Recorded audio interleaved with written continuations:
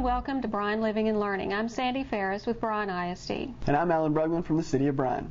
With the new school year just around the corner, we have a lot to show you today. We've got some student groups and teachers who are preparing for the new year. The City of Bryan will show you the next Be Green in Bryan segment, and this one's all about the BTU lighting rebate. And we'll also check in with the Bryan Police Department, where they recently named a new police chief. But before we get to that, some new buses were recently launched into the fleet for the Brazos Valley Transit Authority.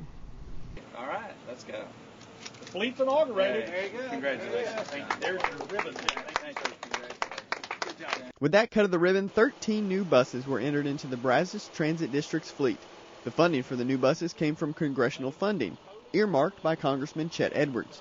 Edwards was on hand to thank the district's John Macbeth for his efforts with the buses. After looking at numbers on a piece of paper for several years, it's great to finally see John's vision come to reality today. I salute you, John. It's an honor and a privilege to work with you, and thank you for the thousands of Brazos County families that you make a difference in their lives every day with your great leadership and your board and your team. Edwards says the new buses will serve a specific function in our area.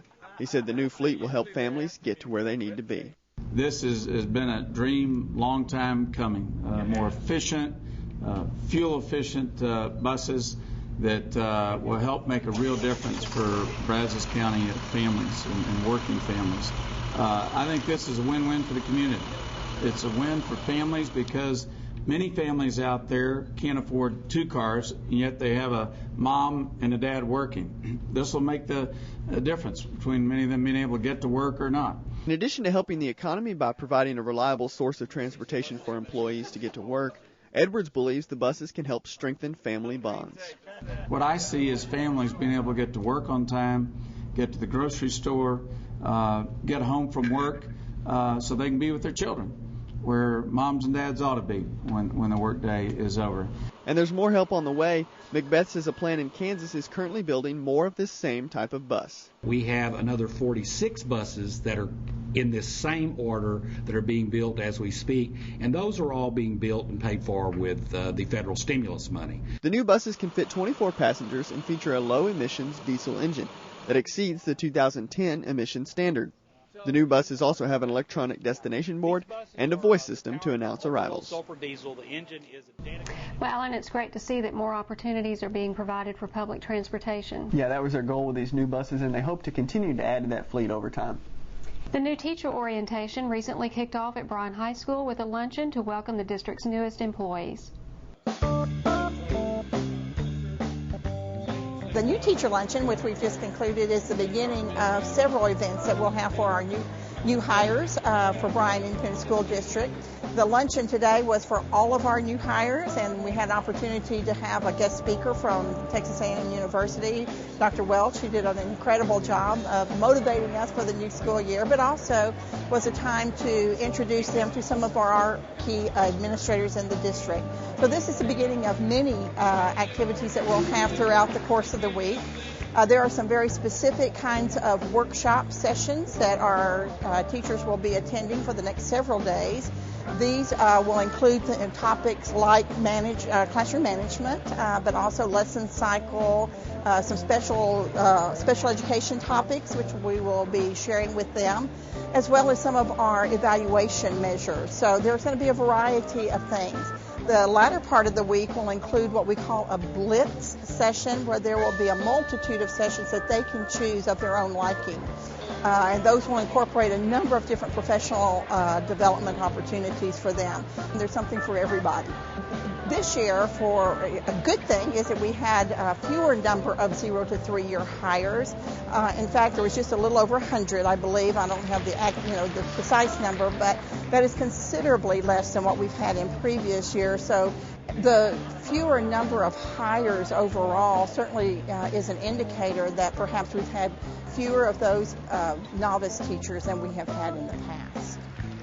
We feel like that's a really good measure, that we've got some of our veteran teachers who are staying on a bit longer. And so, it's always a very important piece of our district when we hire new teachers. So to have our veteran teachers here for longer periods of time is certainly a plus for the district.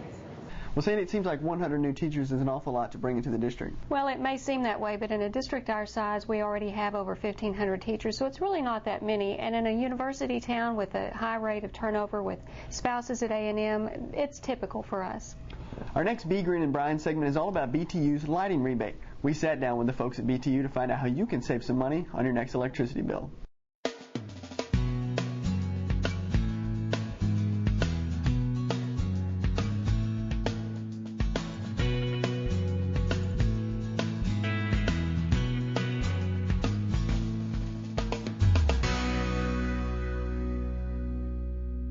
During these hot summer months, it's been difficult to keep energy costs to a minimum, especially when the AC runs almost non-stop.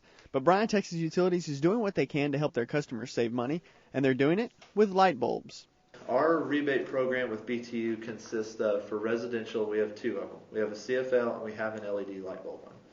The CFL one is more common. The CFL one, all you have to do is buy, as of right now, a 4-package of CFL bulbs or larger, and has to be bought within the city of Bryan, and has to have the Energy Star logo. And all you do is you fill out the voucher at our website, and you send that in along with a copy of your receipt and a copy of the Energy Star logo, and it shows up as a $3.50 credit for every 4-pack or larger you buy on your next bill. And when Buckner says CFL, he means compact fluorescent light bulbs, a more efficient way to light your home. The CFLs you see are a lot more efficient. For example, a 60-watt regular light bulb will run about a 13-watt CFL. A 40-watt's about a 9. So you're saving a lot of wattage. And 1 or 2 bulbs isn't really going to make a difference in your bill, but after you start changing out your whole entire house, you will start to see a notice on your bill. I mean, we've seen from anywhere from $20 to $40 a month savings. BTU is also offering a rebate for LED purchases. LED lights are the most efficient type of lights, but since that technology is relatively new when it comes to those bulbs, they can be hard to find here in town. But if you order LED lights online, BTU will give you a 25% rebate. BTU is also taking steps to help out their commercial customers. Depending on the business, anywhere from about 30, 40, 50% of their bill is from their lighting. BTU does offer a commercial rebate. The rebate is we will reimburse you 25% up to $10 per fixture that is replaced. Our only stipulations with it is that we do a pre-site survey, which basically, more than likely, I will come out to your business, count all the light bulbs in there, what wattage they are, calculate all of that out, and then the customer will put in whatever they're wanting to do, new bulbs, new lamps. As long as they are 15% more efficient than what you currently have, we will rebate the customer. It's all part of BTU's mission to help their customers and to reduce their own carbon footprint. BTU is offering this basically for a couple of reasons. One, because it is something to give back to our community, to our customers. I mean, first, foremost right there is to give them money back. Secondly, by us offering this, we're able to hopefully reduce our load that we are serving our customers. And by doing that, we don't have to put in new power plants. We don't have to build new substations. We can maintain what we have and not have the extra cost of putting in new ones. For more information about the rebates, you can contact Paul and BTU at 821-5700. While we're on the topic of being green here in Bryan, we wanted to give you the heads up on some green living workshops that our Sustainability Programs Coordinator, Mary Strauss, is hosting. Well, we're going to have a rainwater harvesting expert come and talk to the group just about why it's important to harvest your rainwater and how you can use it in your yard to conserve water and to help your plants by using rainwater, which they prefer, rather than tap water that has salts and other additives in it. And we'll also teach you how to build a rain barrel. And we've been lucky enough to get some coupons for a discount off a rain barrel at Producers Co-op, so all registered participants would receive that as well. Because space is limited, you have to sign up for these classes. To do so, log on to begreenandbryan.com and click on the printable form link, and you can fax that form back to Mary. All workshops are free to the general public. All residents of the Brazos Valley are free to participate, and they're going to be held at the Bryan Library from 7 to 8 p.m. on a weekday. It's various days, and it's going to be on the second floor inside their workshop room.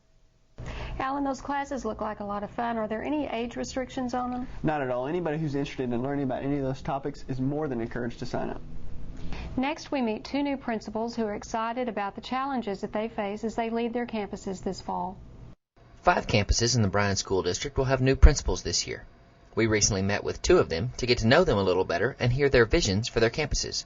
Joshua Garcia returns to the Bryan area as the principal of Davila Middle School after having served as an administrator in the Arlington area. Having the opportunity to come back to work in Bryan as an administrator is a great opportunity because it allows me to work with these children that in many ways I grew up in the same neighborhoods that they grew up in. So having that connection allows them to see as a role model that they too can be successful in life. So my goal is to change not only the perception of what goes on in the building, but then outside as well, trying to build a positive image of who we are. We're in the process of redeveloping our website, make it more interactive for our parents and community members, and more accessible with more information as to what's going on here at Davila. Also, we want to begin to improve our instruction, what's going on in the schoolhouse as well. I think a lot of that starts with me setting the tone, providing the vision for our school, along with goals and action plans where we can accomplish that which we're setting out to accomplish. And in our case, my goal is to lead this school to be recognized. Now, of course, we want to take it in steps. Exemplary, of course, is the highest goal. But for us to go from unacceptable to recognized would be a great opportunity.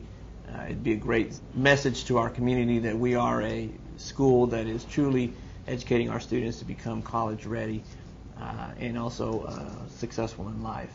It's going to be exciting. I'm really excited. We've got a lot of new staff members, teachers that really truly want to be here to serve the students at Davila, and I think you really have to have a heart and desire to want to work in a school like ours. And I'm really excited and looking forward to working with the staff, with the parents, community members as well. And while Mr. Garcia gets things underway at Davila, Linda Madden is getting used to her new role as the principal of Fannin Elementary. I am joining Fannin and the leadership team and the faculty and staff as principal and instructional leader on this campus. So I'm very excited to join the team and to just bring them to that next level. They made incredible gains last year during the 08-09 school year, and missed it in a couple of areas, and mainly in the area of reading. And so I'm just excited to join their team and help bring them to that next level. We'll be exemplary in 2010. I think that being a principal before, of course, was an incredible experience. I had a recognized campus there, different population of students, so different challenges there. This campus, I'm coming with 5 years of experience in pre-K through 12 curriculum instruction and professional development, and I will be such a better principal coming out of central office into the campus with that experience, because I had 5 years to study and implement best practices across the district to provide professional development on that for all campuses.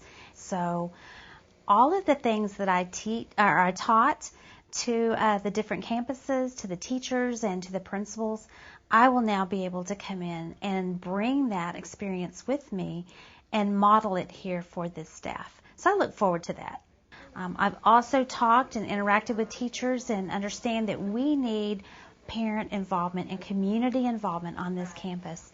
I started my career here at Fannin as a classroom teacher many long years ago, and we had incredible involvement here at that time. And I know our community's changed, our neighborhood has changed, but I'm passionate about bringing this school forward and getting the parents comfortable with coming back on the campus. You know, in this day and age, parents are not as comfortable coming into our schools. And if I need to meet them in the park, and I plan on doing that on August 22nd, I'll be hosting a booth.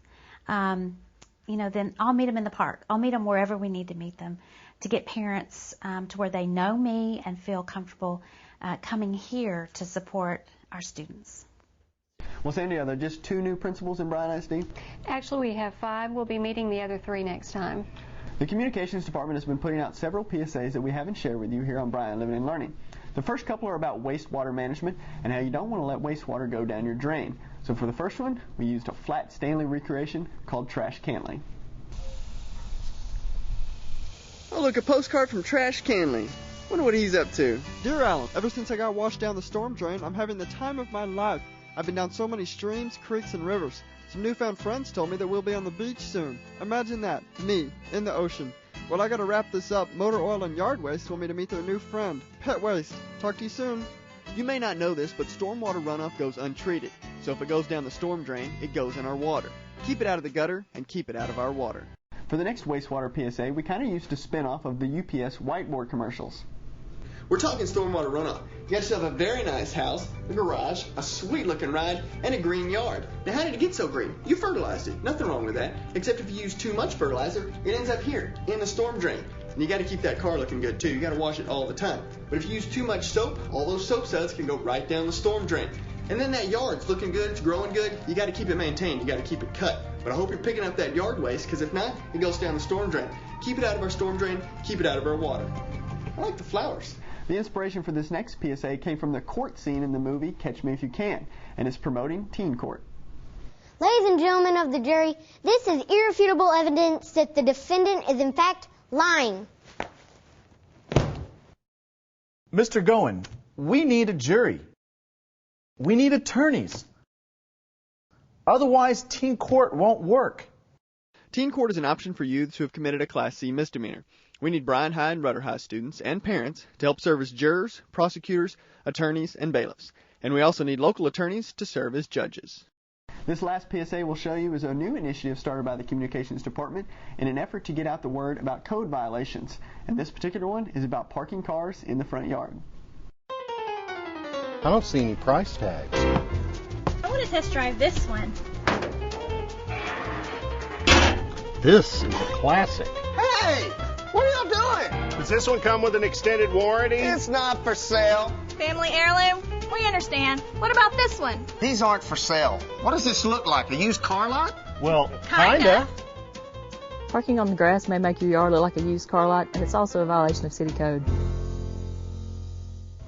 Alan, those are some great PSAs. If someone wants to see them again, where can they go? Yeah, they can see them in a number of places. They're on our YouTube site, they're on our Facebook page, and you can also watch them on Channel 16. During this time of year, parents are getting their students ready to go back to school. A number of local organizations partner with Bryan ISD to make sure parents and students have what they need. This time of year, we realize what a wonderful community that we live in, because this is the time of year where different groups and organizations come to Bryan ISD and say, how can we help? We're also receiving lots of calls daily. I think I've had 3 already this morning that are from parents that are struggling, and they do need help with school supplies, school clothes, school shoes, and it's just been a tough year for the families in our community. So my job is to connect our wonderful community groups and organizations with the schools or parents or families in need. One of our biggest partnerships is with the Junior League of Bryan College Station. They generously provide free school supplies to all of our pre-K through 8th grade kiddos who are on free and reduced lunch. And that's with Bryan and College Station together, they support about 11,000 youngsters in Brazos County. That's a huge help across our community. The first year I did this, people stood in line up to 4 hours to pick up individual bags of school supplies in August. It was pretty hot, but now thanks to their wonderful organizational committee, they get our free and reduced lunch numbers about February. They make their orders. They've already done their fundraising, and we pick up the supplies in July and send them to campuses with the help of our warehouse guys. And they'll be waiting on our kids on Meet the Teacher night or first day of school, whichever one is most convenient for the child and for the school. One of our big needs is always food at the holiday time. Sometimes we forget that our kids, that 7 out of 10 Bryan ISD kids are on free and reduced lunch, which means their family needs that free breakfast and free lunch to meet their nutritional needs for the week. When we have long holidays like Thanksgiving or Christmas or spring break, those kids and those families need help with extra food. So we've worked with various churches in town and to supply kids with holiday food and meals. The biggest one is probably Living Hope in College Station. They support different schools with school supplies, school shoes, school clothes, and other things as needed. In fact, often we just call and ask, and our prayers are answered, so to speak. We have a great partnership with the Mays Business School for their spring project, and they've this past year have provided 11 books to every single Kemp elementary student, and either a soccer ball, a volleyball, a basketball, or football to each kiddo. And that's something that we coordinate in the spring to prepare kids from going home for the summer. Kids that are economically disadvantaged don't have school supplies at home and seldom have as many books and resources, and may end up sitting in front of the TV during the summer. So Mays Business School kids help us prevent that by giving books to take home. One of the challenges we face is that we may have a school over here that needs something, and in the past I wouldn't know. And then I never know when maybe a group from A&M or a business will walk in the door and say, we want to do something, what do you need? And before I'd go, I don't know. Now I kind of have an idea of what the families are needing, what the schools are needing, and I can connect the group with the need, and I think we're doing a more efficient job and not duplicating efforts. Sandy, it looks like there are a lot of folks from all across the community who are helping out those kids get ready for school. There are, and as Mary said, the community's generosity is just overwhelming sometimes. On past episodes of Bryan Living and Learning, we've shown you some scenes from the summer reading program. Well, now that program has come to an end, and they had a special graduation ceremony. It was a unique graduation at the end of the summer for kids who have been taking part in the Bryan Public Library's summer reading program. The youngsters who have taken part all summer by attending events and reading books were awarded diplomas by Councilmember Ann Horton and congratulated by Deputy City Manager Joey Dunn, Fire Chief Mike Donahoe, and Neighborhood and Youth Services Coordinator Ronnie Jackson. The main goal of the program is to keep kids reading and learning in the months that they're not in school. Research shows that it prevents summer reading loss. And it improves reading, it fosters reading achievement, so we're partnering with Bryan ISD to try to help them get back in the fall ready to read even more.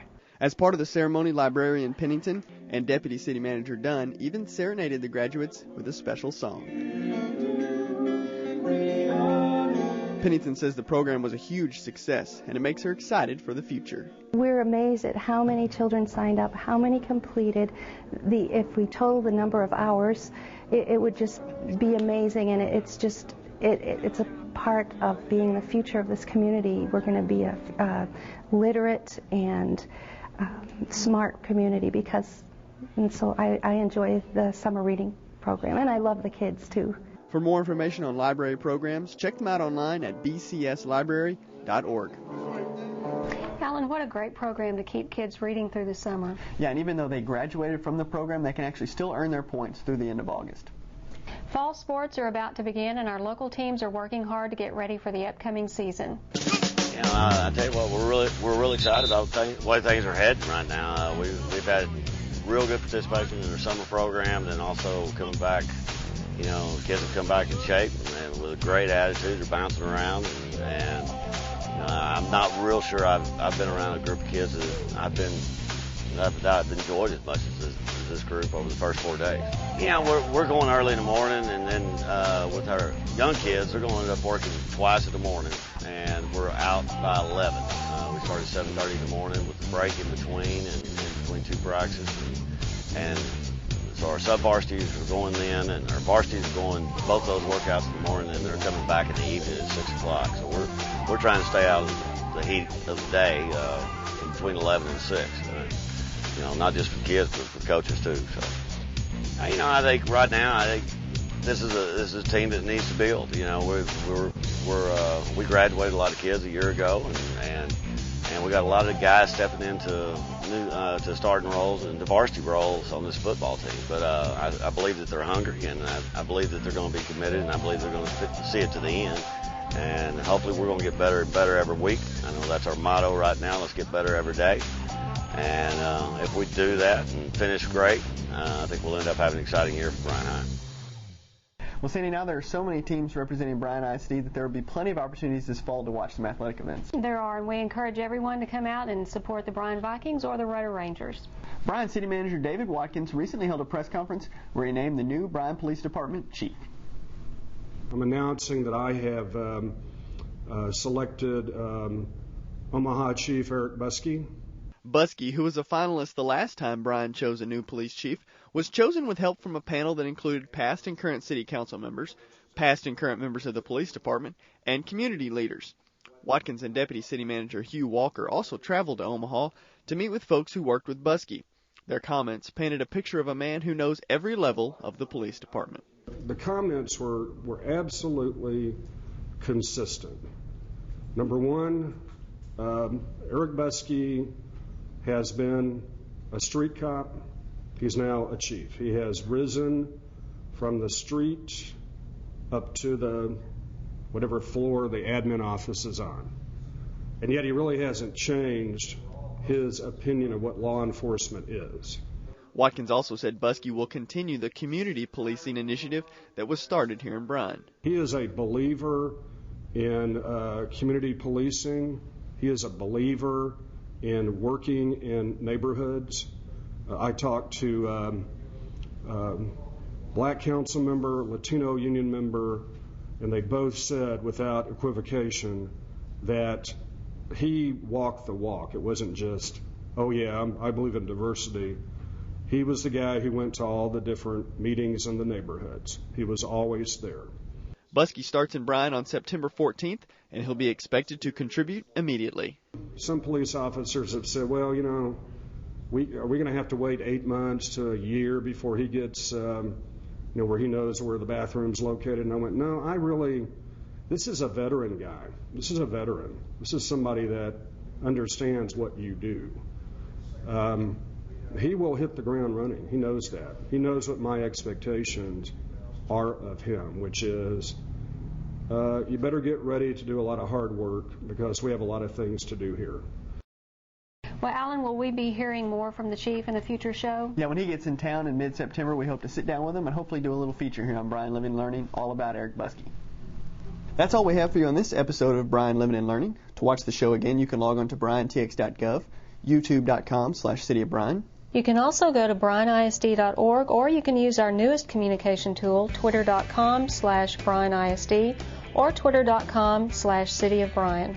And now you can watch on the go by subscribing to our vodcasts. They're downloadable right to your iPod. For Bryan ISD, I'm Sandy Farris. And I'm Alan Bruggman for the City of Bryan. Thanks for watching.